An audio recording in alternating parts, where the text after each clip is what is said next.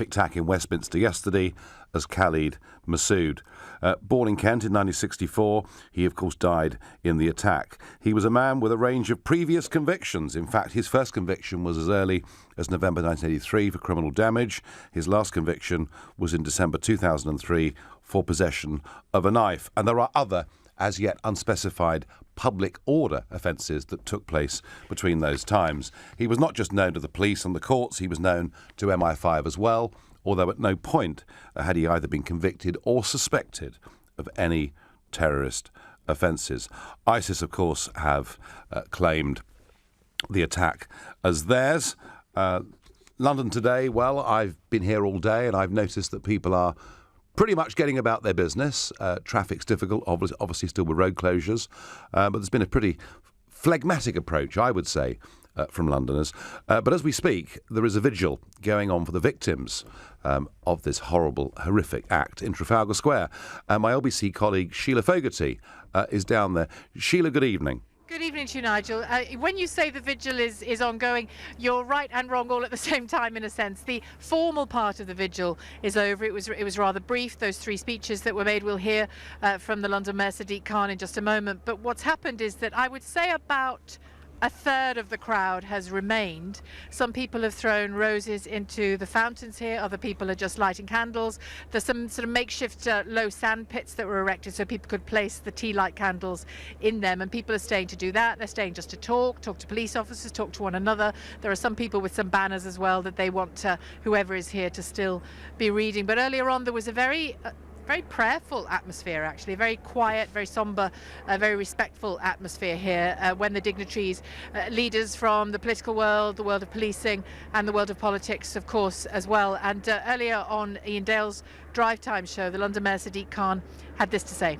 Well, we are an incredible city full of amazing people from all different backgrounds, and when Londoners face adversity, we pull together, we stand up for our values and our shared way of life. And what today is about, Ian, is Londoners and visitors have been sort of wondering, how can we show solidarity, how can we show defiance, and how can we show those evil and twisted individuals who seek to destroy our shared values and our way of life, that they're never going to succeed and that we condemn them. And what's remarkable about today, there's a number of things remarkable about today, is how in the space of a few hours, thousands and thousands of Londoners and visitors have come together. We should be incredibly proud that today in Trafalgar Square there are tens and thousands of people coming together, all different ethnicities, all different religions, all different backgrounds, and showing what it takes to be a Londoner. And that's why I say with pride, I'm mayor of the greatest city in the world.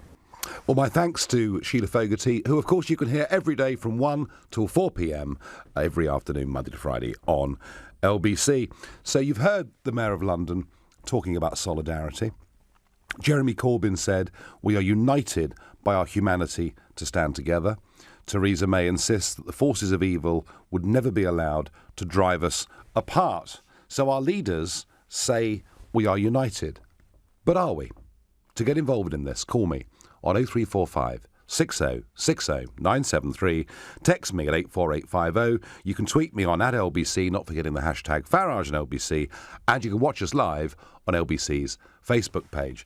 And our first caller this evening to answer this question of whether we are united as a country in response to yesterday is Sanjay, who's calling from Loughborough. Sanjay, good evening. Hi, Nigel. You all right? Well, I'm a little bit depressed by it all, aren't you? Yeah, I am as well. I don't think we're united at all. To be honest with you, I think we're completely apart. And I like to divide it into three separate groups. First of all, you've got left-wingers who are completely in denial, who just keep shouting racism, bigotry, fascism to the people who want to talk facts. Now, the other group are the right wing. Now, I don't want to go as far as saying right wing. What I want to say is people who talk facts. I'll give you an example, Tommy Robinson, just somebody who just talks facts for a second. Well, Sanjay, yeah. I don't know whether you saw the clip of Tommy Robinson down on the embankment yesterday. Whether he was talking facts or not, he was shouting very loudly and getting extremely angry. I'm not actually sure that in terms of tone that was necessarily helpful when the bodies were still lying on the bridge. Yeah, I sort of agree, but I think he was just more passionate than anything. Okay, so then you got the third group, which is the Muslims, which is in the middle. Now, I'm not blaming all Muslims, Nigel. All I'm saying is this. Look, a majority of Muslims are human beings. The problem is Islam. Now, all I want to say is this. I don't feel Muslims do enough to condemn it. And the reason I say that is I'm sitting there talking over the phone, oh, I don't agree with it, or notinmyname.com, all that nonsense is not enough. Because the same Muslims who go out and shout on the streets if a council refuses to build a mosque or something, and they go shouting on the streets in a group of gang, where are those people when these sorts of things happen? I don't see it. Well, Sanjay, I mean, surely the evidence is, the polling evidence is, that whilst there, and we've seen this, going right back to the underground bombings in London, that there is a minority percentage of Muslims who appear to have some sympathy for this behaviour. A lot of it, I have to say, in response to what happened in Iraq and elsewhere. But the vast, vast, vast majority of British Muslims, many born, not all, but many born here, when they're asked this question, Sanjay, say that they do support the values of this country. Is it those people, you're saying, need to be more vociferous in speaking out against evil?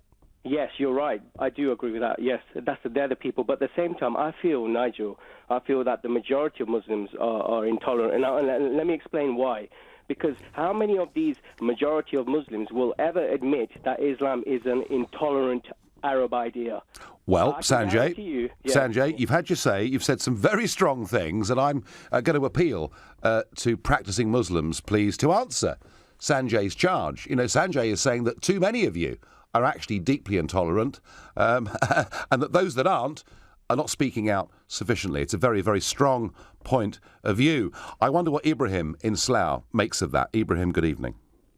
Good evening, Nigel. I'm not, just to start off with the point of I'm a Muslim. Yep. I'm not embarrassed by this cowardly person who's committed this crime in the name of Islam, because to me he's not a Muslim. And he's not part of my circle, so to speak. So for me to well, Ibrahim, I mean, I do hear this argument, but I mean, something over the last few decades seems to have happened within this religion, and there are people out there. You don't want to identify with them, and I get that, and I'm delighted that you say that, but they believe they are Muslims. Can I explain why? You do, please. I know the answer for this. I don't know why a caller hasn't called up saying this. Now, we could take it back to political warfare in Iraq, Afghanistan, in places like this. It's all started from that, and it's sprung on. Now, what's happened is there's individuals out there that I do feel sorry for, innocent people, that the armies have accidentally or on purpose, it's arguable, it's debatable. I'd say most of the time, hopefully, it is accidental, but bombs have killed off their families. Bombs have, wiped out whole communities, and not all of them are terrorists. There may be 3, 4 lived in that community that were targeted by the bombs, but there's going to be civilian casualties. Well, of course, Ibrahim, of course, and I do understand that. But I mean, do you see there is a division within Islam itself? No, I don't see it as a division, so to speak. These are extremists that are not Muslims. Yes, they carry out in the name of Islam to benefit them. It's almost like you read a book, and instead of understanding the book and where it's actually coming from, these chaps, well, the real concern for me is sorry to say this, but these bloody, I'm gonna. Whoa there, yeah. I'm very passionate about this. These people that are preaching it all, they're the ones that are saying to be young people or older people. In this case, this man is 52. Yep. In the case to say, look, we're getting bombed all over the place here. We're the people who are victims here. We're the people, the British Army's killed our people. The Americans have killed our people. We need to do something about it. This is where these people are picking at a point. Well, I think they're brainwashing very weak people. Ibrahim, I think you're right to some extent. I also have to say, and I have spoken to some real experts on this subject, that the Saudis, the rich Saudis, have actually been funding some of the most extreme interpretations, Ibrahim, of a religion that you're proud to be part of. And thank you for speaking out the way that you just have. I'm going to go to Abdul. Abdul in Limehouse. Is there a division within Islam? Just, Nigel, first time speaking to you, mate. Good evening. Good evening, mate. What it is, I'm just a bit annoyed, to be honest, to be quite frank and honest with you. I'm a born and brought up East Ender. Yep. Yeah. And that scumbag who's killed innocent lives, okay, he's not done it under my religion. He might say he's a Muslim, but to be honest with you, he's not a Muslim. Because in Islam, it says that you can't kill innocent people. Do you understand? So that's where my frustration lies. Well, there are, Abdul, under my religion. Abdul, there are people who, in the name of the Bible and Christianity, would advocate forms of behaviour that we would now find completely unacceptable living in a modern Christian interpretation. I think the difficulty, Abdul, are some of the later bits of the Quran. Is that not right? Nah, well, I'm not really knowledgeable with the Quran, mate. You know what I mean? I'm not really... Okay. I can't read the Quran myself, you know what I mean? But generally speaking, this person who's killed innocent lives, that could have been my brother. It could have been my sister. Sure. Understand? That's the standpoint I'm looking at. Sure. And tell me, Abdul, are you a practising Muslim? I'm not practising. No, I'm not practising. Right, you're Muslim born. I'll go to the Friday prayers and that, but I try and pray if I've got the time. You know what I mean? I'm being frank and honest with you. Yeah. Well, you know what I mean? But you know what I mean? That idiot who's killed innocent lives, mate. You know what I mean? And that's where, you know what I mean? It's a backlash now. Yeah. You know do you feel, Abdul? Do you feel, you know, I mean, given that you feel very strongly about this, do you feel the country as a whole is united behind its leaders on this issue? I do think everyone's united. London's a multicultural place. You know what I mean? You've got all different kind of Hinduism, Sikhism, you've got Christianitism, you've got all kind of religion. My neighbours are Christians, you know what I mean? Yeah. My next door, they're Jamaicans. You know what I mean? We're living together, but, you know what I mean? These people who do these things, you know what I mean, do it for their own greed. You know what I mean? They're not doing it for religious purposes. Would you, Abdul? Islam don't teach that. Would you, Abdul, as a Muslim, a reasonably practising Muslim, would you agree with those that say we should be very, very careful about who we let into this country from Afghanistan or Syria or, Somalia? Would you agree with that interpretation or not? I wouldn't agree to that because what you're doing there, Nigel, you're tarnishing, you know what I mean, a whole Muslim community. You understand? Because there's good and bad in every country. Of course. No, I get that. When you start dividing, that's where the problem lies. Because what happens is when you start dividing, the good ones start to get a bad impression. Abdul, I thank you for all that you've said. I have a feeling that actually majority opinion is not with you on that particular point, but I do understand why you make it. You're listening to The Nigel Farage Show, exclusively on LBC. It's 7:15. Nick Ferrari at breakfast on LBC. Joined by London Mayor Sadiq Khan joins me now. Mr Mayor, what's your message to Londoners? We've seen what's happened to other cities around the world, and the important thing is not to be complacent, to always be vigilant, because we've got to adapt and evolve to keep us safe, just like the terrorists adapt and evolve to try and harm us and destroy us and divide our communities. Nick Ferrari at breakfast, every weekday morning from 7, only on LBC. With Hampton by Hilton, making you welcome at over 40 hotels in Europe. Selling is just as easy as buying on eBay. Oh, Liz, you're such a hoarder. There's so much stuff in this wardrobe, some have even got new tags. I mean, when was the last time you fitted into these? Leather trousers. Look at the heels on those. Vintage platform shoes. And how many of these do you need? Designer handbags. And what is this? Dazzling disco jumpsuits. With millions of buyers ready and waiting, there's no better place for you to sell than eBay. The ultimate way to streamline your wardrobe shop. The high-quality kitchen you've dreamed of at a price well within your budget. That's Room Sense. That's Room Sense. Right now, Room Sense is offering stunning kitchens at half price with free appliances worth over £1,000. See roomsense.co.uk. Quality at a price you can afford. That's Room Sense. Minimum spend applies. This is a live update for UK businesses. Right now, the world wants UK services and specialist knowledge. From innovative payment solutions to iconic architecture and trusted professional advice. Share your expertise with the world. Search Exporting is Great. Tomorrow, you could be flying a fleet of Boeing 777s and A380s to over 150 destinations around the world, all from your sunny base in Dubai. Emirates is hiring qualified, experienced pilots to work for one of the world's fastest growing airlines. You'll enjoy a tax-free salary, along with generous housing, education and health benefits. Meet our recruitment team at our London Roadshow and speak to our pilots to see what an Emirates life is like. Visit emirates.com/pilots for dates and times. If your company is considering a merger or acquisition, it's time to start thinking about how your office space will cope. Speak to Maris Interiors, the experts in office design and fit-out. Initial consultations, design ideas and budgets are provided without charge and will show you all the available options.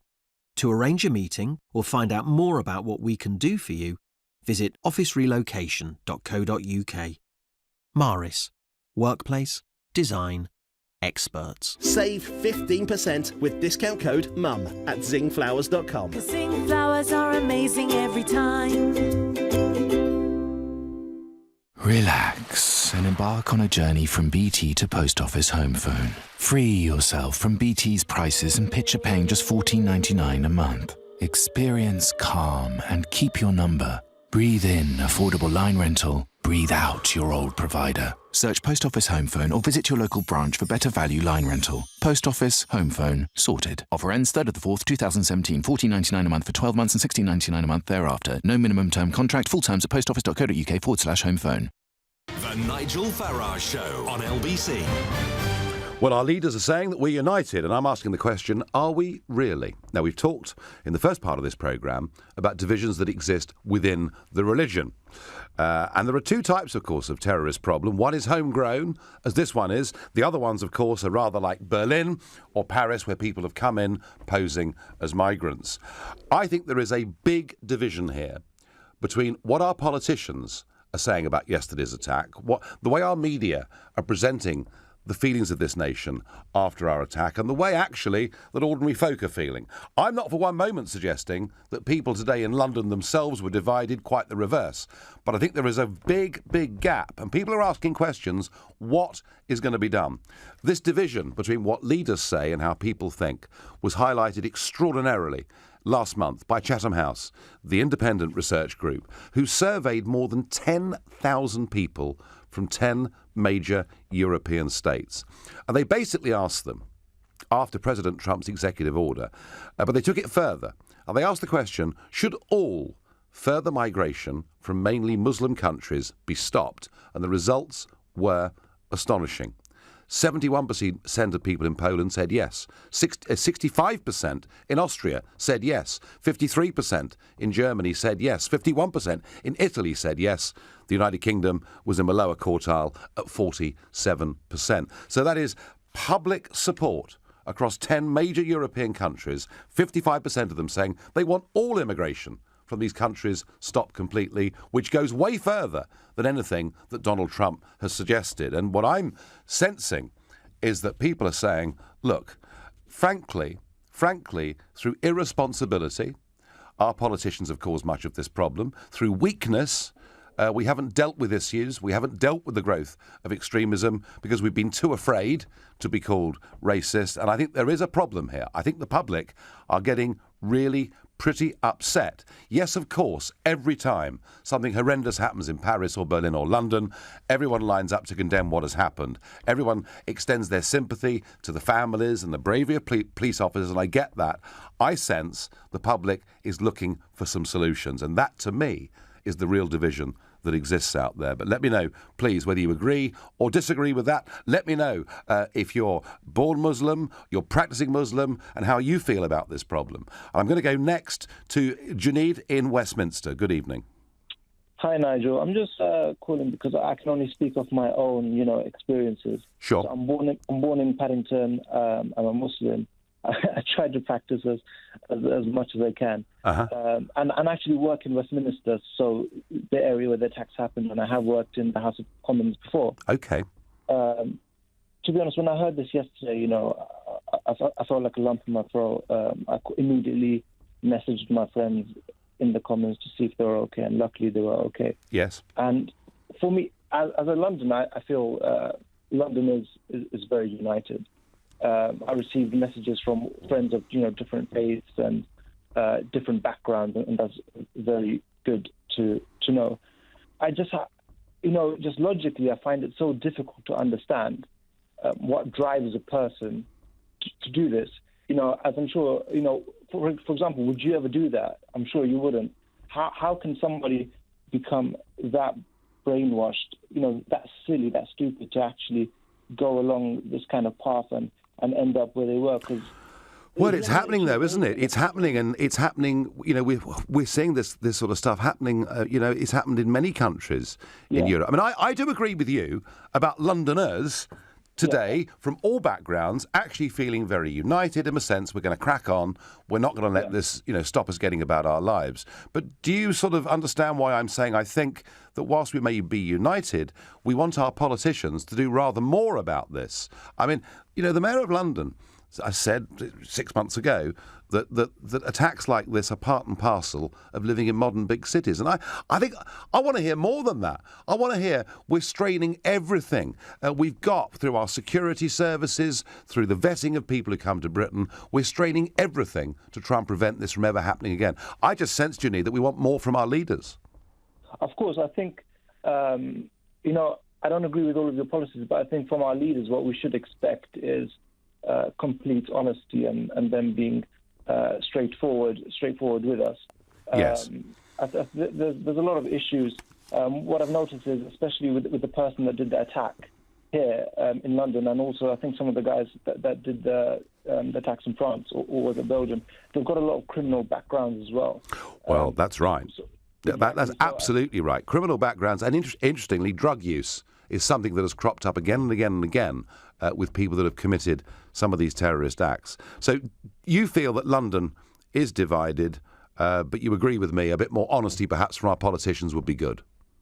Yeah, I think honesty in all aspects of our politics, not just immigration or anything like that. Even though I disagree with immigration, I think they should be honest about the policies, don't go back on promises. I think that's just what people want when you vote for somebody. And perhaps occasionally to admit we might have made some mistakes in terms of multiculturalism, finishing up meaning not different people living together in one community, but maybe just a little bit too much division. Juliana, thank you very much indeed for your call. Your texts and tweets coming in. How can you ask if we are united when you ran the most divisive campaign? From Farage. Well, actually, sorry to disappoint you, but this specific issue of Islamic terrorism wasn't a major part of why we voted to leave the European Union. It was significant that Mrs. Merkel had opened the door irresponsibly, but I would say this was more about numbers and it was more about control. The Chatham question was a bad binary question. Anyone that isn't happy now only has an extreme option, from ukthinktank.com. Well, fine, but this was organised by a couple of well-respected professors in political science. I have to say, I was pretty shocked by the results, at the sheer numbers of people who wanted a total ban. And I would answer with respect that I think there is a very, very big gap between what our politicians intend to do and what people now actually want. And a tweet here, I have no problem with Muslim immigration. All attacks in the UK were UK born and bred. Stop spreading hate, says Londoner, not in my name. Look, the point is this. We already have a problem in this country. Why on earth would we wish to add to it by allowing more people in who could do such things? And we've seen that. We've seen it in France. We've seen it in Germany. We've seen it in Belgium. And, when ISIS say they will use the migrant tide across the Mediterranean, one that I suspect may get bigger now that we've fallen out very badly with Turkey, when ISIS say they will use that route to flood the continent with their operatives, I suggest we ought perhaps to take them seriously. I'm going to go to Ahmed in Cardiff. Ahmed, good evening. Are we divided? Definitely we are divided. Let me just start by saying I'm an ex-Muslim. I was born in a moderate Islamic family. Yes. And the root here is not Muslims. Muslims are, as one of your ex-guests said, are like me and you, normal people. The problem is Islam itself. Islam traditionally in history is a very violent ideology. The problem we are making here is we are subconsciously not aware of law-abiding matters and our religious backgrounds, and this is where the mistakes happen. I was interested in one of your ex-speakers, what he said, the brainwashed people. Actually, the brainwashed people are what me and you called the good Muslims. The people who bomb and do all these atrocities are actually the people who are following the teaching of Islam. Let me just explain something to you.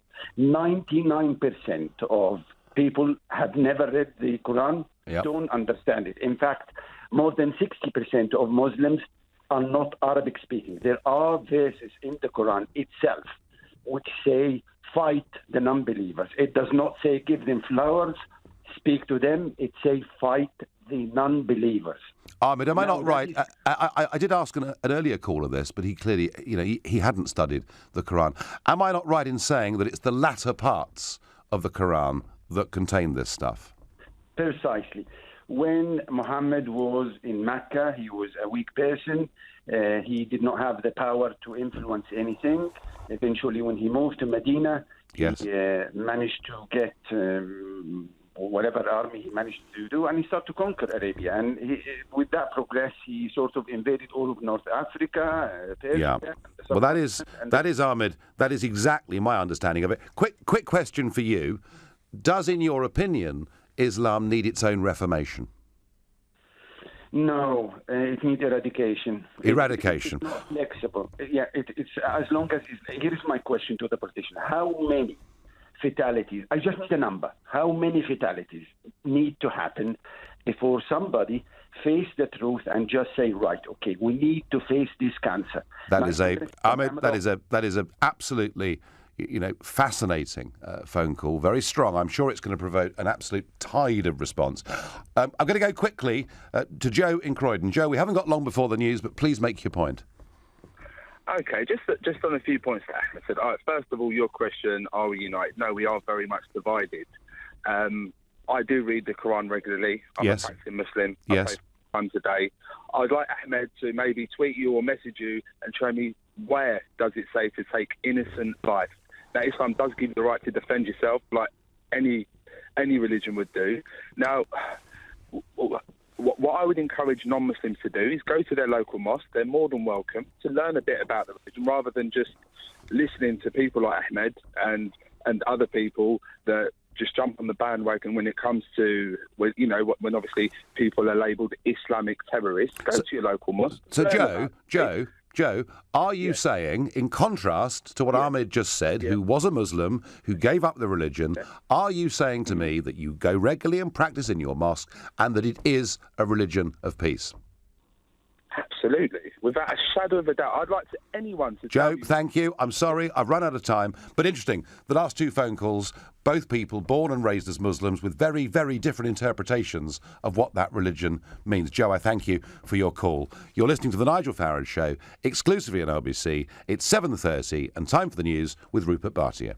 Thousands of people have gathered in London's Trafalgar Square to remember the victims of the Westminster terror attack. London's Mayor Sadiq Khan has told LBC it was a fitting tribute. We should be incredibly proud that today in Trafalgar Square there are tens and thousands of people coming together, all different ethnicities, all different religions, all different backgrounds, and showing what it takes to be a Londoner. And that's why I say with pride, I'm mayor of the greatest city in the world. 3 people were killed, 5 are still in a critical condition in hospital, 2 have life-threatening injuries. The attacker has been named as 52-year-old Khalid Massoud. He was born in Kent, but has recently been living in the West Midlands. Stay with LBC for the very latest through the evening. LBC weather. Any rain dying out tonight, a low of 1 Celsius. Tomorrow, dry and sunny in most areas, a high of 11 degrees. LBC Travel, good evening. I'm Anne-Marie Walsh. In Westminster, all approaches to Parliament Square remain closed for the ongoing police investigation, including Millbank, Whitehall, Great George Street and Victoria Street. Trafalgar Square is also closed for a vigil which is taking place, affecting the Strand from Waterloo Bridge, Pall Mall, the Mall and Northumberland Avenue. And there are delays on surrounding routes, including all around Westminster, Lambeth and Waterloo. And there are also delays over Waterloo Bridge. That's not helped by the ongoing closure closure of the Strand underpass. In Hampshire and on the M27, there's a lane closed westbound between junction 12 for Portsmouth and 11 for Fareham. That's because a lorry has broken down. For more real-time traffic updates, go to lbc.co.uk. This is LBC. In an age where we can connect right around the world, training our eyes and ears closer to home can be the most powerful tool in overcoming terror threats. The first thing worth thinking about is maybe someone preparing for an act of terrorism. So you live or work around a shopping centre or industrial park, and if you see something unusual, it might be someone doing reconnaissance. What might they be doing? They might be taking unusual notice of security arrangements or CCTV cameras. Trust your instinct and please contact us. If you notice anything suspicious, act on your instincts and report it. Find out more at lbc.co.uk. Who's Off helps you to easily manage your staff leave, holiday and sickness, no matter what your company size. Start your free trial today at who'soff.com. In any club, performance has its rewards. From approval to achievement to satisfaction. But right now for Shell Drivers Club members, performance has an extra reward. Because when you fill up with Shell V-Power Nitro Plus, our best performance fuel, you'll get triple points for every litre you buy. Visit your local Shell service station today. Terms and conditions apply. Promotion ends 29th of March. Please see shell.co.uk/triple points/terms. Do you have a pension? Maybe you've got more than one. How do you know if they're in the right pension funds, making as much money as possible for your retirement? Answer is, you probably don't. At The Pension Works, our fully qualified independent financial advisors could add instant value to your retirement fund. Simply text the word YES to 83222 for your free Pension Works health check. That's YES to 83222 today. Your pensions working harder with The Pension Works. Did you know that half of all of Canada's grizzly bears call British Columbia their home? Book with Canadian Affair and tailor-make your trip with their expert Canada know-how. Celebrate Canada's 150th birthday and save up to £200 per person. Plus, get £150 of holiday vouchers per couple, with holidays departing direct from London. Get your Canada know-how with CanadianAffair.com. Sale ends April 3rd. This is a live update for UK businesses. Every day, millions of consumers are shopping online for quality UK goods. And right now, some of the world's leading online marketplaces have reduced selling costs for UK businesses. To enjoy these exclusive discounts and to find the right online marketplace for you, search Exporting is Great. Your business is growing. Fantastic. But you need to hire fast. Enter Indeed.com. Already used by over 3 million businesses for hiring. And with more people in the UK using Indeed than any other job site, you'll find more great candidates and sooner on Indeed. Find your next hire on the world's #1 job site, Indeed.com. Terms, conditions, quality standards and usage limits apply. World's #1 job site based on total unique visitors to Indeed.com.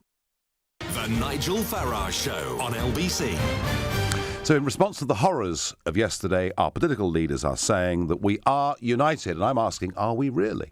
I have a sense that public opinion is in a very different place to our leaders in Westminster and much of our media. I think public opinion wants action and wants it fast. But what is really fascinating about the calls, the texts and the tweets we're getting this evening is there are some very big different interpretations of what the Islamic religion means and what it says. And certainly on our Facebook messaging page and elsewhere, there's sort of an air war going on between Muslim followers with very, very different interpretations. I'm going to go to Shahid in Hemel Hempstead. Shahid, are we divided from our politicians, and is Islam itself divided in this country? Well, I've got a number of points I'd like to make as quickly as possible. First of all, any decent person would condemn a terrorist attack, and they wouldn't go around generalising against any Muslims. I heard some of the callers that Ian Dale had, and I understand where they're coming from, where they say they're embarrassed and all that kind of stuff, or they're ashamed. It is wary being a Muslim, if you're especially of Pakistani or Bangladeshi origin, because if you grew up in the 70s or before like I did, first of all, you had the racism. And then after 9/11, people started finding a convenient substitute for their racism to generalise about Muslims. They know that most Muslims come from Pakistan and Bangladesh, and then generically they refer to us as the P word. But no, we shouldn't be ashamed, because, look, my example, I'm 40 years old. I went to mosque every single day as long as I weren't ill, and I don't recall being ill, from 1982 when I was 6 all the way to about April 1992, 1982 to 1992. Yep. So 10 years, right? Not once. Many different imams went to different mosques, because there were different like mosque sites within Hemel Hempstead. Went to the one in Walthamstow where there's like celebration of the Prophet Muhammad. Never once did any imam or anyone ever say to me, you know, your real purpose in life is to go around killing the non-believers, to blow yourself up one day. Shahid, I don't doubt what you say for one moment. But isn't the problem that there are some strains that have emerged within the religion, and I was sort of postulating earlier, funded in many cases with Saudi money? We have had hate preachers in this country, have we not? Okay, well, what I would say is this, in response, and I want to respond to that Ahmed as well. If a murderer started saying, "Oh, I'm allowed to do the act of murder," and he brings up a case where somebody got off on a technicality, you and society would not give that person credence. When terrorists go around using Islam as a cover, we shouldn't give them credence, A, because you're giving credence to terrorists, and B, they are killing fellow Muslims as well. I know. My country of origin of Pakistan has had tens of thousands of military and civilian casualties, where the UK, I'm glad about this, is less than 100. But don't go around giving credence to terrorists, because they are terrorists. Give credence. No, I get that, Shahid. I get everything you're saying. I understand everything you're saying. But I think the point needs repeating, that the people who are committing these acts believe themselves, wrongly, in your view, that they are doing it in the name of Islam. And that seems to me to be where the problem is. Your Facebook messages, at least those that I can read out, John says, we are not governed by religion in the UK. We are governed by the law. Religion should be a personal belief. And Lee asks, more united? What have we done to unite since 7/7? That's quite a sobering thought. I'm going to ask Sherry in Hampstead whether she thinks the nation is united and our political leaders are right, or whether perhaps, my view that actually we think our politicians aren't doing enough is the right one. Good evening, Nigel. It's so lovely to talk to you. I think we are not we are not together at all. We are a totally divided nation. Totally divided. I was absolutely disgusted to see on the news last night that deputy policeman saying that when somebody was dying on the street, that the main cause of the police was to look after the Muslim community. They do not assimilate with us at all. Queen's Park, where I live, there's 5 schools in a row. Everybody's walking down the road. You cannot see their faces. They have nothing in common with us. I grew up when we all went to Sunday school. We lived in a Christian country. We celebrated Christmas. Nobody has asked us if we wanted this to happen to our country. Not one of those politicians has asked me or my family if we wanted this. Our country has been given away, and it is disgusting that they have actually just given away our country without asking us. Sherry, you're absolutely right. You are absolutely right to say that all of this was done without anybody being asked. You are absolutely right to say that. And I saw last night. I cannot believe what's happened. I saw last night, Sherry, on the evening news, Peter Mandelson, Lord Mandelson, being asked what he thought, and he condemned what had happened. But it was Blair and Mandelson, wasn't it, in 1997, who said later they were sending out search parties all over the world to get people from different countries to come to Britain because they wanted to rub the noses of the right in diversity. I would argue... But they should be in prison. The two of them should have been in prison. I never slept last night for what happened in Ireland, and somebody being made out to be something he wasn't. And I won't sleep tonight because the truth of the matter is, Nigel, we have no country left to save. Do you actually think that it's too late, or do you think that we've got to try incredibly hard, given that we've got people of different religions here, given that we've got segregation in some of our towns and cities, and I do understand that, I've seen it firsthand. Surely, given where we are, I mean, like you, I'd like to hear an apology from people that have done this, but don't we have to try our damnedest to get people working and living together? I was spat at in a sweet shop in Birmingham. My family, God is my witness, because I had a cross on. I was told to get out of my own country. Right, Sherry. I have dogs. I can't walk near mosques. We've had enough. The genuine British people have had enough.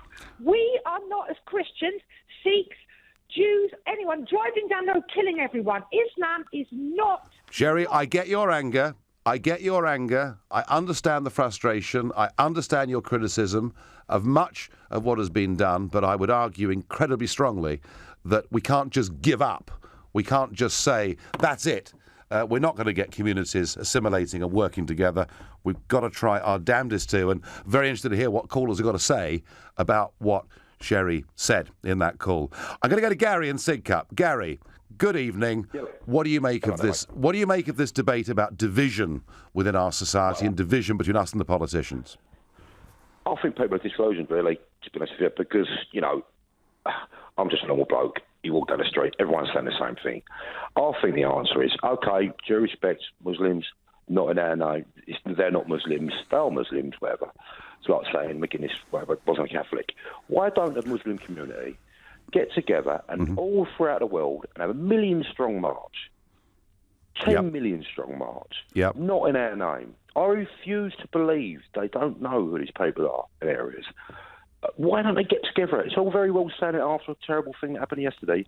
Where are the people marching, saying, not in the name of Islam, not in the, well, this is not, you know, I don't see it.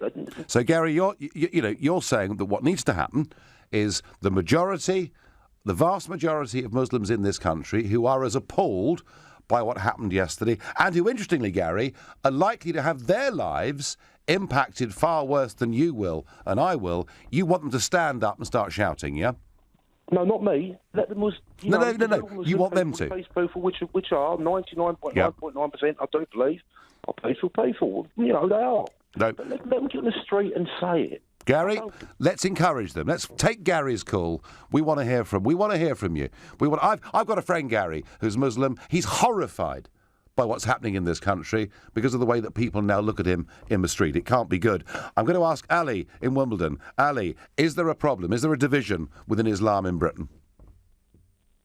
No, I don't think there is. The point is that a lot of Muslims are ringing in and they're saying that these people aren't Muslim. The fact is that they are Muslim, but the actions that they're doing are not Islamic. So there's a distinction. Okay. It's like a Christian in America blowing up an abortion clinic in the name of Christianity. Does that make it a Christian teaching? Or is it like a Buddhist monk marauding around Burma, slaughtering Rohingya Muslims, burning their bodies and decapitating them? Does that mean it's a Buddhist teaching?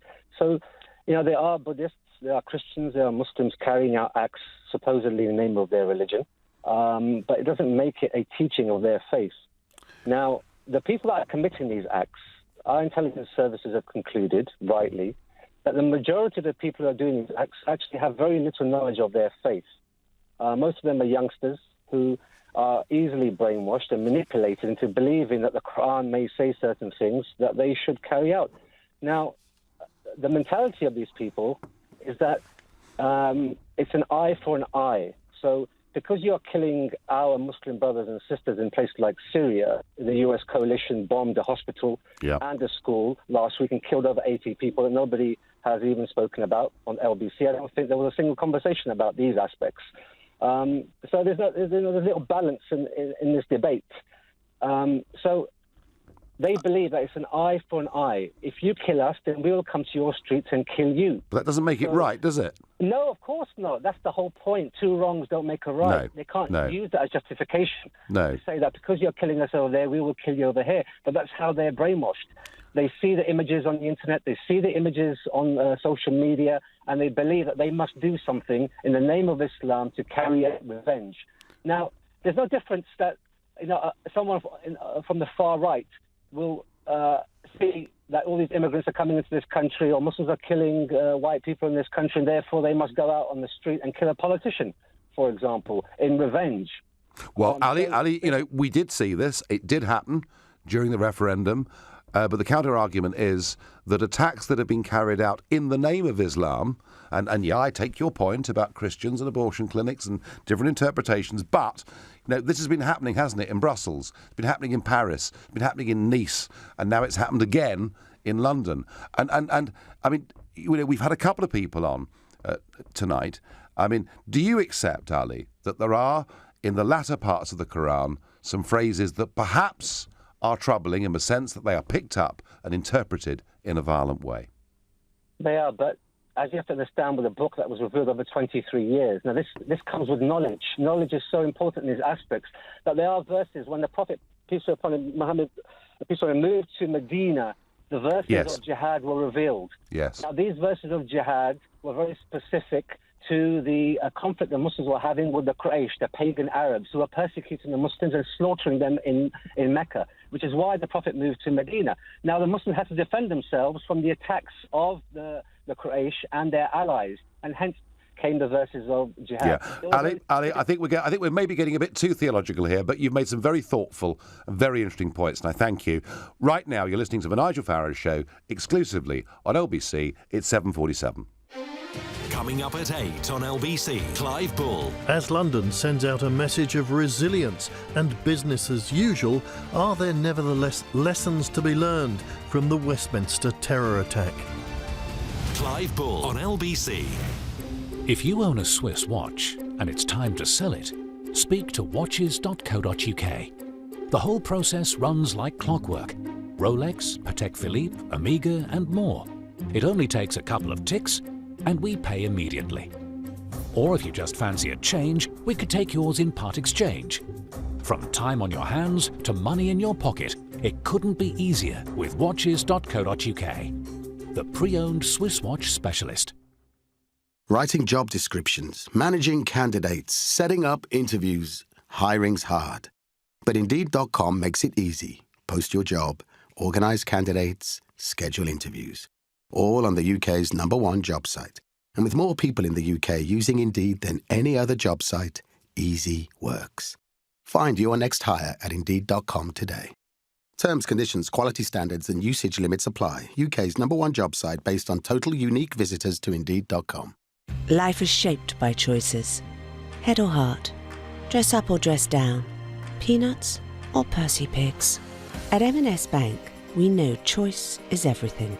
That's why our credit card lets you select the offer that suits your needs. Because nobody knows what's best for you like you. For more information, search M&S Bank. Credit available subject to status to UK residents age 18 or over. 18.9% APR representative. Terms and conditions apply. Divorce can be expensive. It affects your finances, assets, home, savings, pension, and most of all, your relationship with your children. It's probably one of the toughest times you'll ever go through. Cordell & Cordell understands these issues and helps men maximise their roles in their children's lives. Call now on 0330 60 60 161 or visit cordellcordell.co.uk. Office in central London. A partner men can count on. This is a live update for UK businesses. Right now, you can find essential information and services about selling overseas through the government's website for exporters. Find the right information and help to grow your business. Visit great.gov.uk. The Global Academy is a state school for 14 to 19-year-olds interested in a media career. Our next Meet the Principal Day is on the 27th of March. Register now at globalacademy.com.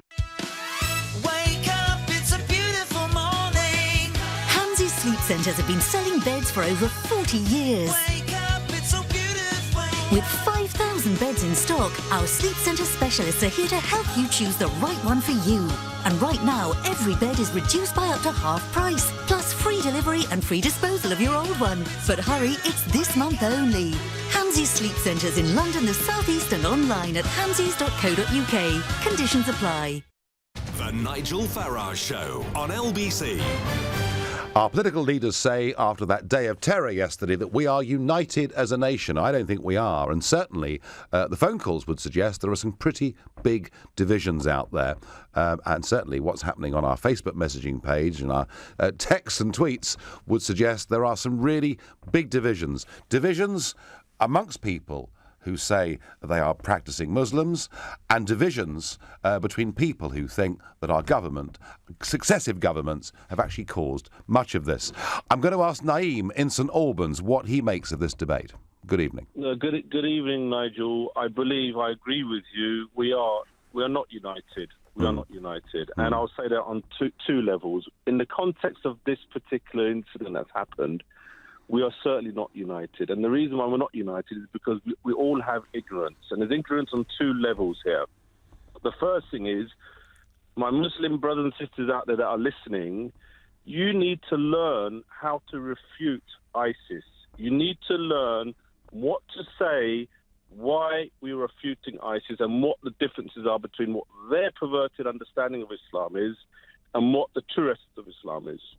That's the first point. And the only way you're going to do that is by understanding the mindset of the people who are perpetrating these sort of these ridiculous atrocities. There's a book called Refuting ISIS. It's out there. My daughter is studying politics at university. She's reading that book with her colleagues. It's really, really engaging. It's really, really mind-opening, and it articulates it very, very clearly how to refute ISIS. That's the first ignorance that we as Muslims have to deal with. So Naeem, was Gary from Sidcup right when he said that actually wouldn't it be a fantastic thing if 1 million Muslims in this country marched? Well, what is that going to do? We've done that before. We've marched before. All over the world we've marched. What's that going to do? We need to understand the root cause, and we need to come to common ground. You get unity, Nigel, by having common ground. Now, the common ground isn't there. That's why we're disunited. So what's the other side to this? And I'll explain to you. Non-Muslims and Muslims need to understand the true essence of Islam. Now, what you're getting at the moment, and what everybody's getting, even Muslims, even my kids are practicing Muslims like me. Yep. And they're getting a perception of Islam that is distorted. So we're all suffering the same problem. And ignorance is prevailing. And if you allow ignorance to prevail, you're going to get disunity. So we come to common ground. We all agree these are atrocities. We agree that. Non-Muslims need to understand what Islam is about. If they don't, they're going to live in ignorance, and they're going to be ignorant the whole of their life. Muslims need to take responsibility as far as, not the atrocities, but understanding what is the difference. What is the difference? These people are calling themselves Muslims. It's very easy to say, this guy's not a Muslim. But that's not my judgment. That's the judgment of God. Well, they believe they are named, don't they? Right. Yeah, they believe they are. And because they believe they are, that's a problem for me. Because how many mouths am I going to shut? I'm going to say to you, Nigel, this guy's not a Muslim. I'm going to speak to my work colleagues, this guy's not a Muslim. But I need to give more substance and say why they're not a Muslim. Why they're doing these things. Do you see what I'm saying, though? No, I do. I get what you're saying, and I understand that. And Naeem, whichever way we look at it, you're right. There is a lack of common ground here between parts of your religion, or those who think they're part of your religion, in our country. Thank you. Your texts, the ones that I can read out. Hi, Nigel. Yes, there is division in our country. I'm non-religious and believe one good move is to ban the burqa, which isn't a religious garment. That comes from John. Nigel, Gary was spot on by saying we want a march, 1 million-strong march of Muslims, saying not in our name, like we did against the Iraq War, which Blair led us into, says Barry in Enfield. A tweet, Sadiq Khan is in an excellent position to lead a march for peaceful Muslims. Why not? We need to see proof of the 99% who are peaceful. That comes from Audrey Young. 99% is a very high figure, Audrey. After the 7/7 bombings, there were suggestions that the minority that had some sympathy was bigger than 1%. By no means massive, but bigger than 1%. There is a division out there. Martin in Canary Wharf, what is your interpretation? Are we divided as a nation? It depends, isn't it? I mean, I'm a little bit upset with you, to be honest. Right.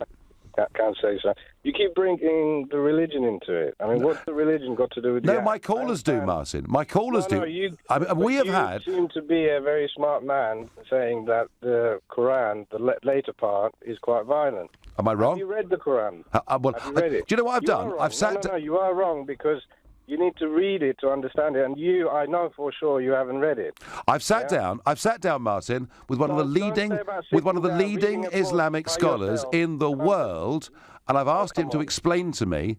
I've asked him to explain to me, after decades of studying, I've asked him to explain to me why there is a problem. And there does appear to be, for some people, an interpretation that leads to bad things. Can I ask you, you're a Christian, I presume? Yeah.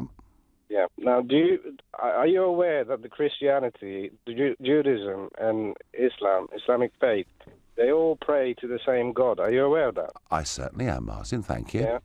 And if you were to go into the church and people, one caller just, or you read someone's text saying that they should ban the burqa. You know that Mary is wearing a hijab. Yes. When you go into the church, you know that. Yeah, but Martin, I've said this with the previous caller. We haven't really got time. Now, if you don't want to listen, I've got a problem. But we don't want to go too much into theology, all right? But the basic question, our leaders are saying we're united as a country, and events like yesterday make us all feel closer together. Is that right or isn't it? No, we are united because we all have common sense and common ground. This horrific act that's done, people should not interpret it into a faith because it's not. He killed innocent people. I know that. It could have been my family or your family. Yeah, Martin, I completely. He rammed the cars into people who he didn't even know. And the point that gets made that often terrorism that takes place in the name of Islam kills more people from that religion than anybody else. I get it, Martin, I do. My final thought on all of this, it is perfectly clear from everything we've seen this evening that there are some big divisions that exist in this country within Islam. It is all about the Quran, the interpretation of it. I would have thought the healthiest thing would be if there was a big public debate and a lot more knowledge about this. But I also feel myself, and we've focused less on this, but I also feel myself there is actually a very real division between the politicians' approach to dealing with radicalisation in our schools, in our prison, within our country, what we do in terms of accepting migrants into Britain and what the public want. And I think they want action. You've been listening to The Nigel Farage Show on LBC. I'm back on Monday evening from 7. Coming up at 10, it's Ian Collins, but up next, it's Clive Bull. Thank you, Nigel. So, as London sends out a message of resilience and business as usual,